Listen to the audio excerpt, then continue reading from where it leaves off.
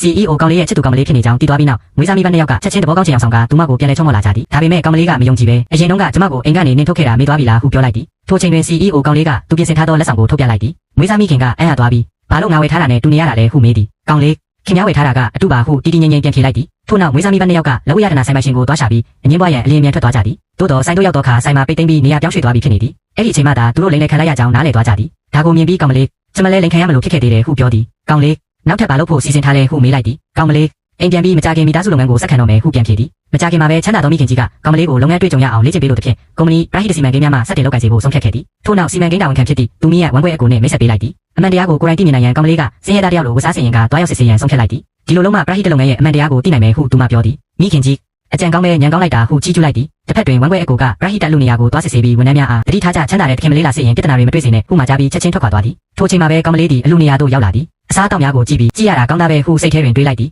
ထို့နောက်မင်္ဂလာပါအစားအစာတပွဲပေးပါဟုပြောလိုက်သည်ဝန်ထမ်းဟုတ်ကဲ့အမဟုပြန်ဖြေသည်ထိုချိန်တွင်လူနှစ်ယောက်ကတယောက်ကိုတယောက်မြင်လိုက်ပြီးအံ့နာသွားကြသည်လူရုံမှာ CEO ကမင်းကိုဆုံးပြလိုက်လို့သူတောင်းစားဖြစ်လာတာလားဟုလှောင်ပြောင်ပြောသည်ကောင်မလေးဘာလို့ဘယ်နေရာသွားမင်းနဲ့ပဲတွေ့နေရတာလဲအစားအစာသာပေးစမ်းပါဟုပြန်ပြောသည်သူမကအစားအစာကိုလမ်းယူလိုက်တော့လေလူရုံမှာကတားဆီးလိုက်သည်ထို့နောက်ခဏစာဦးမင်းအတွက်ပိုကောင်းတာရှိတယ်ဟုပြောကမြေကြီးပေါ်ထိုင်ချလိုက်သည်ပြီးနောက်ဝက်စာကျွေးရီကဲ့သို့အညစ်ကြေးရောထားသောအစားအစာကိုသူမရှိသို့လောင်းချလိုက်သည်ကောင်မလေးကဒေါသတကြီးဖြင့်ဒါကလူစားဖို့အစားအစာလို့ထင်နေတာလားလို့မေးလိုက်ပါတယ်